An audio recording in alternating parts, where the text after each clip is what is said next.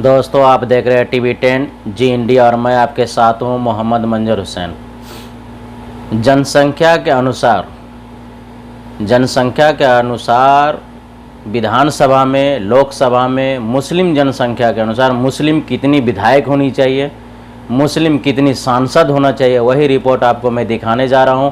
और ये सच्चाई रिपोर्ट है जो एबीपी न्यूज़ ने सर्वे किया और सर्वे करके दिखाया था कि मुस्लिम जनसंख्या के अनुसार कितने सांसद होना चाहिए लोकसभा में।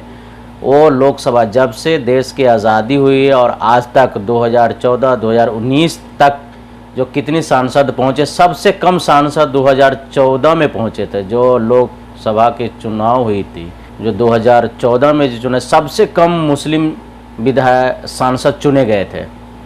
ये एबीपी न्यूज़ की है सर्वे, जो 2011 की जो जनगणना हुई थी उसके अनुसार 18 करोड़ मुस्लिम को दिखा रहा है एबीपी न्यूज़, जबकि ये है नहीं हकीकत, इससे ज़्यादा ही है और गवर्नमेंट इस चीज़ को दिखाना नहीं चाहती है।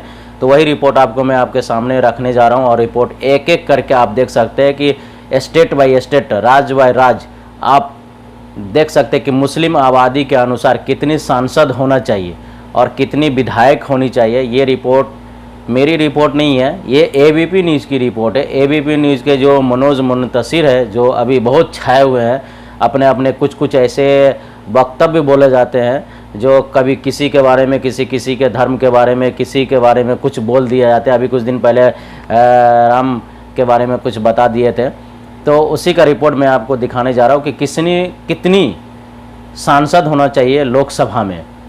ये एबीपी न्यूज़ का सर्वे है और एबीपी न्यूज़ आपने दिखाया। आप ये देख सकते हैं कि मुस्लिम जनसंख्या के अनुसार कितनी सांसद होने चाहिए, जो अभी तक नहीं पहुँचे हैं सांसद में, जो अभी तक सांसद में नहीं पहुँचे हैं।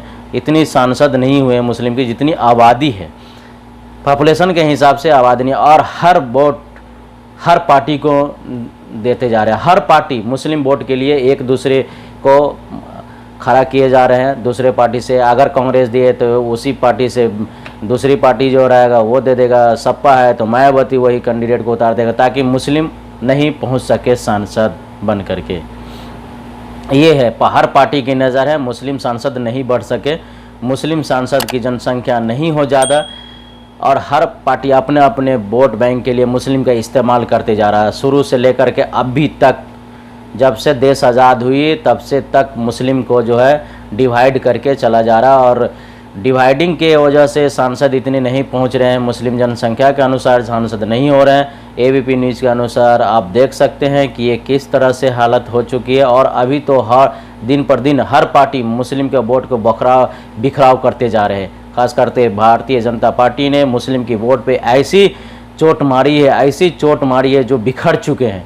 कुछ क्षेत्रीय दल के साथ हो चुके हैं मुस्लिम वोट, कुछ राष्ट्रीय पार्टी के साथ हो चुके हैं। जहां पे क्षेत्रीय दल पार्टी मजबूत है वहां मुस्लिम उस पार्टी को सपोर्ट कर रहे हैं, जहां नेशनल पार्टी है उसको नेशनल पार्टी के रूप में सपोर्ट करते बिखराव हो चुके हैं। इसकी वजह से आपको एक रिपोर्ट दिखाने जा रहा हूँ। ये रिपोर्ट देखिए, एबीपी की न्यूज़ रिपोर्ट है जो मनोज मुंतशिर ने रिपोर्ट निकाली है, ये आपके सामने रखने जा रहा हूँ। आप देख सकते हैं किस तरह से कितने सांसद होना चाहिए।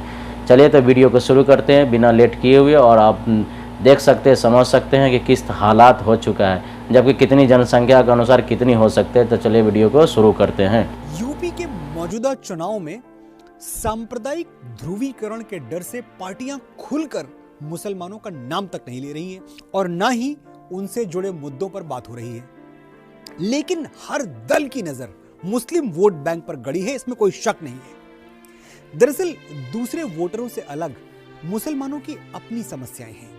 सुरक्षा हो या फिर आर्थिक और सामाजिक पिछड़ेपन की समस्या, मुसलमान इनसे लगातार जूझ रहे हैं। राजनीतिक हिस्सेदारी भी उनके लिए एक अहम मुद्दा है, और ऐसे में जो भी पार्टी ये हिस्सेदारी देती है या कहती है कि हम देंगे, अक्सर मुसलमान उसी राजनीतिक दल की तरफ बह जाते हैं। साल 2011 की जनगणना के मुताबिक देश में करीब 18 करोड़ यानी 14% आबादी मुस्लिम है। आबादी के अनुपात के हिसाब से संसद में 76 मुस्लिम सांसद होने चाहिए, लेकिन 2014 के चुनाव में सबसे कम 23 मुस्लिम सांसद लोकसभा पहुंचे। वहीं 17वीं लोकसभा यानी 2019 के चुनाव में 27 मुस्लिम सांसद चुने गए। ऐसे में संसद में मुस्लिमों की मौजूदगी आबादी के अनुपात में महज 4% है। देश के चुनावी इतिहास पर नजर डालें तो 1952 से लेकर 1977 तक देश में कांग्रेस थी।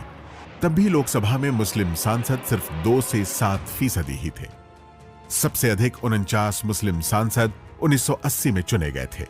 इसके बाद से अब तक यह आंकड़ा कम ही हुआ है। दिलचस्प बात यह है कि 2014 में बहुमत के साथ जीतने वाली बीजेपी पहली ऐसी पार्टी बनी जिसके पास एक भी निर्वाचित मुस्लिम सांसद नहीं था, जबकि 2019 में पश्चिम बंगाल के विष्णुपुर से सौमित्र खान बीजेपी के इकलौते सांसद हैं। खास बात यह है कि देश भर में लोकसभा की 35 सीटें ऐसी हैं जहां मुस्लिम वोटर 30% से ज्यादा, 38 सीटों पर 21 से 30% और 145 सीटों पर 11 से 20% मुस्लिम वोटर हैं। लोकसभा की 218 सीटें ऐसी हैं जहां मुस्लिम मतदाता अपना प्रभाव रखते हैं। 30% से ज्यादा मुस्लिम वोटर वाली 4 लोकसभा सीटें असम में, 3 बिहार में, 9 पश्चिम बंगाल में, 5 जम्मू कश्मीर में, 4 सीटें केरल में, 1 तेलंगाना और लक्षद्वीप में और 8 सीटें उत्तर प्रदेश में हैं। लेकिन 2014 के चुनाव में यूपी से एक भी मुस्लिम लोकसभा में नहीं पहुंच सका। खास बात यह भी है कि 2019 के आम चुनाव में यूपी की 80 सीटों में से बीजेपी ने 62 सीटें जीती हैं, जबकि उनमें एक भी मुस्लिम को टिकट नहीं दिया था। इस चुनावी आंकड़ों को देखा जाए तो मुस्लिम वोट बैंक एक मिथक नजर आता है। यूपी और पूरे देश में बीजेपी के हिंदू उम्मीदवारों का जीतना भी इस बात को गलत साबित करता है कि मुस्लिम समुदाय के लोग सिर्फ मुस्लिम उम्मीदवारों को ही अपना वोट देते हैं। अगर ऐसा होता तो यूपी की 80 में से उन 36 लोकसभा सीटों पर बीजेपी शायद कभी नहीं जीतती, जहां मुस्लिम आबादी 20% से ज्यादा है। इन चुनावी आंकड़ों से यह भी जाहिर होता है कि एक और हिंदू वोट एकजुट होकर जहां बीजेपी की तरफ खिंच रहा है, वहीं दूसरी तरफ मुस्लिम वोट कांग्रेस और क्षेत्रीय पार्टियों के बीच भी बंटता रहा है। जिन राज्यों में कांग्रेस की सीधी लड़ाई बीजेपी से है, वहां ज्यादातर मुस्लिम वोट कांग्रेस को मिलता रहा है।